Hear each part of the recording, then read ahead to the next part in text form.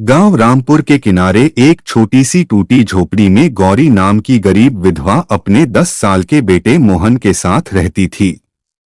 पति की मौत के बाद उसके जीवन में केवल संघर्ष ही संघर्ष था। गौरी रोज सुबह खेतों में मजदूरी करती, लोगों के घरों में बर्तन मांजती और किसी तरह 2 वक्त की रोटी का इंतजाम करती। मोहन उदास होकर बोला, माँ, आज स्कूल की फीस जमा करने का आखिरी दिन है। अगर फीस नहीं भरी तो मास्टर जी मुझे स्कूल आने नहीं देंगे। गौरी की आंखें नम हो गईं। गौरी, बेटा, भगवान पर भरोसा रख। मैं आज और मेहनत करूंगी। किसी न किसी तरह तेरी फीस का इंतजाम हो जाएगा। मोहन ने मां का हाथ पकड़ लिया। माँ, मैं बड़ा होकर बहुत मेहनत करूंगा। तुम्हें कभी रोने नहीं दूंगा। इतने में गांव की पगडंडी पर दूर से एक लंबी दाढ़ी वाला साधु दिखाई दिया। उसके कंधे पर एक बड़ा झोला था, हाथ में कमंडल और लकड़ी का डंडा था। गले में कई मालाएं थीं और माथे पर बड़ा तिलक लगा था। वह धीरे धीरे गांव की ओर बढ़ता जा रहा था और ऊंची आवाज में बोल रहा था, अलख निरंजन, अलख निरंजन, जय भोलेनाथ। बच्चे उसके पीछे पीछे दौड़ने लगे। गांव वाले आपस में बातें करने लगे। पहला ग्रामीण, लगता है कोई पहुंचे हुए बाबा आए हैं। दूसरा ग्रामीण, कहते हैं ऐसे बाबा जिसके घर जाते हैं वहां धन धान्य की बरसात हो जाती है। साधु सबकी बातें सुनकर मन ही मन मुस्कुराया। असल में वह कोई संत नहीं बल्कि एक ढोंगी बाबा था। उसका असली नाम भैरवनाथ था। वह गांव-गांव घूमकर भोले भाले लोगों को चमत्कार और तंत्र मंत्र का डर दिखाकर ठगता था। उसकी नजर अचानक गौरी की झोपड़ी पर पड़ी। वह मन ही मन बोला, यह गरीब विधवा सबसे आसान शिकार है। इसे भगवान और चमत्कार का लालच देकर जो कुछ भी है सब ले लूंगा। ढोंगी बाबा अपनी चालाक मुस्कान के साथ धीरे धीरे गौरी की झोपड़ी की ओर बढ़ने लगा। गौरी अपनी झोपड़ी के बाहर बैठी फटे हुए कपड़े सिल रही थी। मोहन पास में बैठा अपनी पुरानी किताब से पढ़ाई कर रहा था। तभी बाहर से आवाज आई, अलख निरंजन, जय भोलेनाथ। कोई है बेटी? गौरी ने सिर उठाकर देखा। सामने लंबी दाढ़ी, जटाएं, केसरिया वस्त्र और हाथ में कमंडल लिए एक साधु खड़ा था। गौरी तुरंत उठी और हाथ जोड़कर बोली, प्रणाम बाबा, हमारी झोपड़ी में आपका स्वागत है। बाबा ने गंभीर आवाज बनाई, बेटी, हमें भोजन नहीं चाहिए। हम तो भगवान के आदेश से यहाँ आए हैं। गौरी चौंक गई। भगवान के आदेश से? बाबा ने आंखें बंद की, कुछ मंत्र बुदबुदाए और फिर धीरे से बोला, तुम्हारे घर पर बहुत बड़ा संकट है। तुम्हारे पति की आत्मा अभी तक शांति नहीं पा सकी है। इसी कारण तुम्हारे घर में गरीबी और दुख खत्म नहीं हो रहे। यह सुनकर गौरी घबरा गई। बाबा, आपको यह सब कैसे पता चला? मेरे पति को गुजरे 5 साल हो गए। बाबा ने मन ही मन सोचा, फंस गई। अब यह मेरी हर बात मानेगी। लेकिन बाहर से वह शांत बना रहा। हमें सब दिखाई देता है बेटी। भगवान अपने भक्तों का दुख हम तक पहुंचा देते हैं। गौरी की आंखों से आंसू बहने लगे। बाबा, मेरे बेटे की पढ़ाई भी छूटने वाली है। घर में खाने तक के पैसे नहीं हैं। अगर कोई उपाय हो तो बताइए। बाबा ने गहरी सांस ली और बनावटी दुख दिखाते हुए कहा, उपाय है, लेकिन बहुत कठिन है। इसके लिए विशेष पूजा करनी पड़ेगी, तभी तुम्हारे घर की दरिद्रता दूर होगी। मोहन, जो अब तक चुप था, अचानक बोला, माँ, हमें मेहनत करनी चाहिए। चमत्कार से कोई अमीर नहीं बनता। बाबा ने मोहन की ओर घूरकर देखा। बेटा, बड़ों की बातों में मत बोलो। तुम्हें अभी दुनिया की समझ नहीं है। मोहन चुप हो गया, लेकिन उसके चेहरे पर शक साफ दिखाई दे रहा था। बाबा ने गौरी से कहा, आज रात ठीक 12 बजे पूजा होगी। लेकिन पूजा के लिए घर में जो भी सोना, चांदी, पैसे या कीमती सामान हो, उसे एक लाल कपड़े में बांधकर मेरे सामने रखना होगा। भगवान उसे कई गुना करके वापस करेंगे। गौरी घबरा गई। बाबा, मेरे पास तो सिर्फ मेरी शादी की चांदी की पायल और थोड़ी सी बचत है। बाबा तुरंत बोला, यही तो भगवान की परीक्षा है। विश्वास रखोगी तो कल से तुम्हारी किस्मत बदल जाएगी। गौरी सोच में पड़ गई। उसे समझ नहीं आ रहा था कि बाबा की बात माने या अपने बेटे की। उधर मोहन ने मन ही मन ठान लिया, इस बाबा की सच्चाई मैं जरूर पता लगाऊंगा। मुझे कुछ गड़बड़ लग रही है। सूरज ढल चुका था। पूरे गांव में अंधेरा फैलने लगा। लोग अपने अपने घरों में चले गए। लेकिन मोहन के मन में बार बार बाबा की बातें घूम रही थीं। वह धीरे से अपनी मां के पास आया। मोहन, मां, मुझे उस बाबा पर बिल्कुल भरोसा नहीं है। गौरी, चुप हो जा बेटा। वह भगवान के भक्त हैं। उनके बारे में ऐसा नहीं बोलते। मोहन, अगर वह सच में भगवान के भक्त हैं, तो पैसे और गहने क्यों मांग रहे हैं? गौरी कुछ पल के लिए चुप हो गई, लेकिन फिर बोली, बेटा, शायद यही पूजा की विधि होगी। मोहन समझ गया कि उसकी मां बाबा की बातों में आ चुकी है। रात होने लगी। ढोंगी बाबा गांव के बाहर पुराने बरगद के पेड़ की तरफ चला गया। उसने सोचा कि कोई उसे नहीं देख रहा। लेकिन मोहन चुपके चुपके उसके पीछे चल पड़ा। बरगद के पीछे पहुंचकर मोहन ने पेड़ की ओट से देखा। ढोंगी बाबा ने अपनी नकली लंबी दाढ़ी थोड़ी हटाई, कमंडल जमीन पर रखा और झोले से रोटियां निकालकर खाने लगा। कुछ ही देर में वहां 2 और आदमी आ गए। उनके कपड़े साधारण थे। एक आदमी हंसते हुए बोला, भैरव, इस बार कितना माल मिलेगा? बाबा जोर से हंस पड़ा। आज रात उस विधवा के घर से उसके गहने और पैसे मिल जाएंगे। गांव वाले इतने भोले हैं कि चमत्कार के नाम पर सब कुछ दे देंगे। दूसरा आदमी बोला। और अगर किसी को शक हो गया तो? बाबा मुस्कुराया। डराने के लिए 2-4 मंत्र पढ़ दूंगा। ये लोग अंधविश्वास में सब मान लेते हैं। सुबह होने से पहले हम गांव छोड़ देंगे। तीनों जोर जोर से हंसने लगे। यह सब सुनकर मोहन के पैरों तले जमीन खिसक गई। उसकी आंखों में गुस्सा भर गया। मोहन मन में तो यह साधु नहीं, एक बहुत बड़ा ठग है। अगर मैंने माँ को नहीं रोका, तो वह अपनी आखिरी पायल भी इसे दे देंगी। मोहन धीरे धीरे वहां से निकलने लगा। लेकिन तभी उसके पैर के नीचे सूखी टहनी टूट गई। चर्र! आवाज सुनते ही ढोंगी बाबा चौकन्ना हो गया। बाबा कौन है वहां? बाहर निकल। मोहन का दिल जोर जोर से धड़कने लगा। जैसे ही सूखी टहनी टूटी, ढोंगी बाबा की नजर उसी दिशा में गई। ढोंगी बाबा गुस्से में कौन है वहां? बाहर निकल। छिपकर हमारी बातें कौन सुन रहा है? मोहन का दिल तेजी से धड़कने लगा। उसने बिना आवाज किए भागने की कोशिश की। लेकिन तभी बाबा का एक साथी चिल्लाया, अरे, कोई लड़का भाग रहा है। पकड़ो उसे।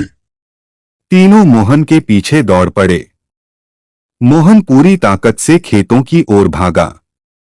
अंधेरी रात थी, रास्ते में कांटे, पत्थर और कीचड़ थे, लेकिन उसे सिर्फ अपनी मां की चिंता थी। मोहन दौड़ते हुए मुझे किसी भी तरह माँ तक पहुँचना होगा। अगर बाबा पहले पहुँच गया तो माँ सब कुछ उसे दे देंगी। पीछे से बाबा चिल्लाया। रुक जा लड़के, नहीं तो बहुत बुरा होगा। मोहन और तेज दौड़ा।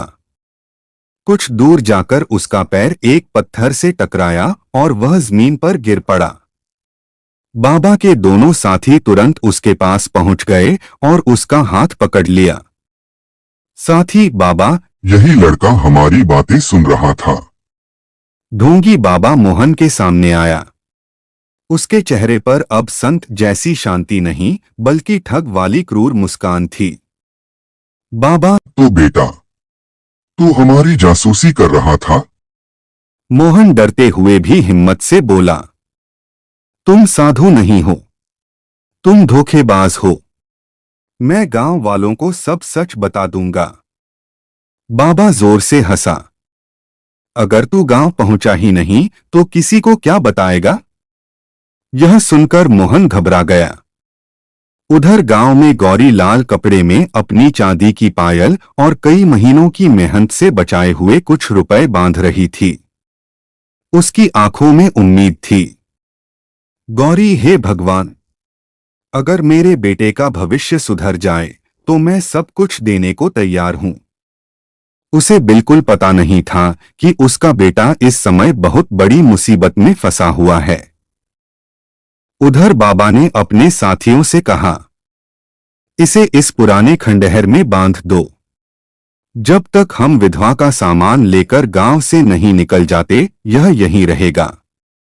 दोनों साथी मोहन को खंडहर की ओर ले जाने लगे, लेकिन मोहन ने मन ही मन ठान लिया, मैं हार नहीं मानूंगा। चाहे कुछ भी हो जाए, मैं अपनी मां और पूरे गांव को इस ढोंगी बाबा से बचाकर रहूंगा। रात के लगभग 12 बज चुके थे। पूरे गांव में सन्नाटा था। सिर्फ झींगुरों की आवाज सुनाई दे रही थी। गौरी ने अपनी झोपड़ी के आंगन को साफ किया, मिट्टी से छोटा सा चौक बनाया और दीपक जलाया। कुछ देर बाद ढोंगी बाबा हाथ में कमंडल और माला लिए पहुंचा।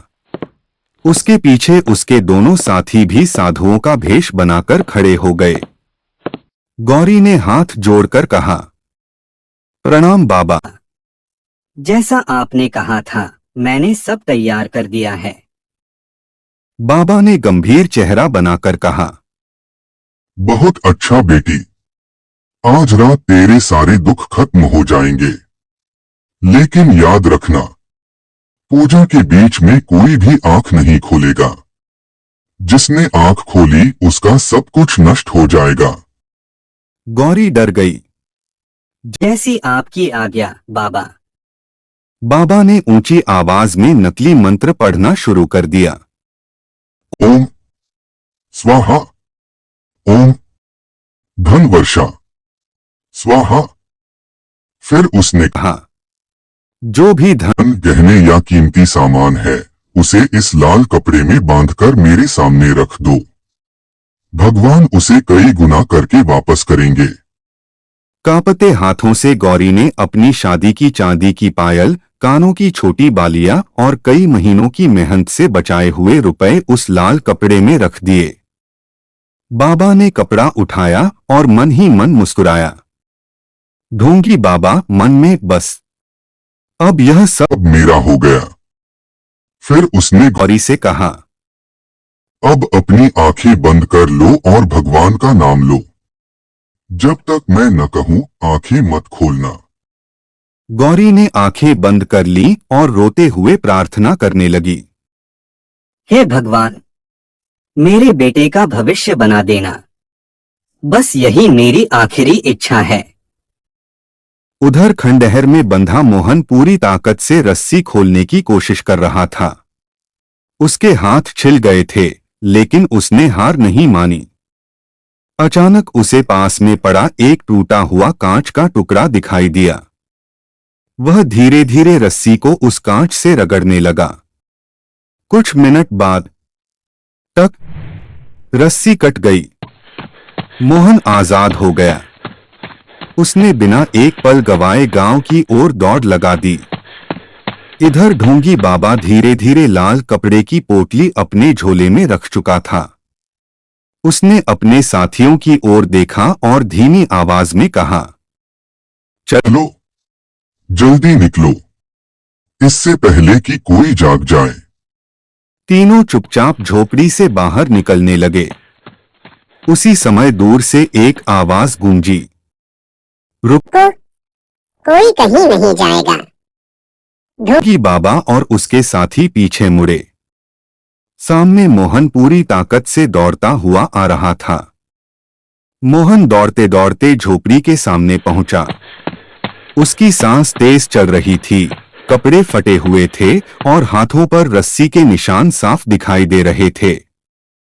वह पूरी ताकत से चिल्लाया, माँ, आंखें खोलो, यह बाबा नहीं, बहुत बड़ा ढोंगी है। गौरी ने डरते डरते आंखें खोली। ढोंगी बाबा घबरा गया। ढोंगी बाबा चुप। हो जा लड़के, भगवान की पूजा के बीच बोलने का पाप मत कर।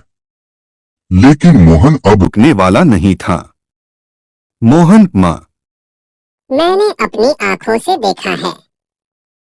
यह साधु नहीं, ठग है। यह अपने साथियों के साथ गांव वालों को लूटने आया है। इन्होंने मुझे खंडहर में बांध दिया था ताकि मैं सच न बता सकूं। मोहन की आवाज सुनकर आसपास के गांव वाले भी अपने अपने घरों से बाहर निकल आए। कुछ ही देर में झोपड़ी के सामने भीड़ इकट्ठी हो गई। गांव के मुखिया ने आगे बढ़कर पूछा, मुखिया, क्या बात है? मोहन सच सच बता। मोहन ने पूरी घटना सबके सामने बता दी। कैसे उसने बरगद के पीछे बाबा और उसके साथियों की बातें सुनी, कैसे उन्होंने गौरी को ठगने की योजना बनाई और कैसे उसे पकड़कर खंडहर में बांध दिया। भीड़ में फुसफुसाहट शुरू हो गई। तभी एक बुजुर्ग किसान आगे आया। किसान, अरे 2 महीने पहले हमारे पड़ोसी गांव में भी ऐसा ही एक बाबा आया था। लोगों के गहने लेकर रातों रात भाग गया था। दूसरा ग्रामीण बोला, हाँ, इसका चेहरा तो वही लगता है। अब लोगों का शक यकीन में बदल चुका था। ढोंगी बाबा ने बात संभालने की कोशिश की। ढोंगी बाबा, ये सब झूठ है। यह लड़का मेरी तपस्या से जलता है। तभी मोहन ने झट से बाबा का झोला पकड़ लिया। झोले से गौरी की पायल, पैसे और कई दूसरे गांवों के लोगों के गहने जमीन पर बिखर गए। पूरा गांव सन्न रह गया। गौरी रोते हुए अपनी पायल उठाने लगी।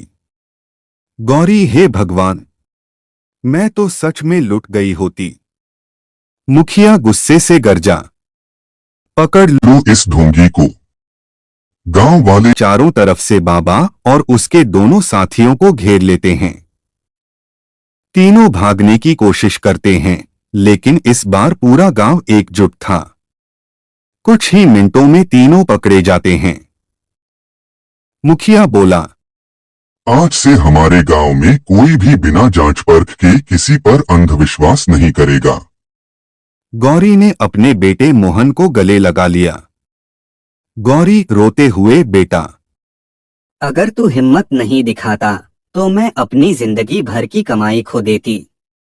मोहन मुस्कुराकर बोला, माँ, भगवान पर विश्वास करो, लेकिन किसी इंसान की बात बिना सोचे समझे मत मानो। गांव के सभी लोग मोहन की बहादुरी की तारीफ करने लगे। सीख, सच्चा संत कभी धन या गहनों का लालच नहीं देता। अंधविश्वास नहीं, बल्कि समझदारी और सत्य पर विश्वास करना चाहिए।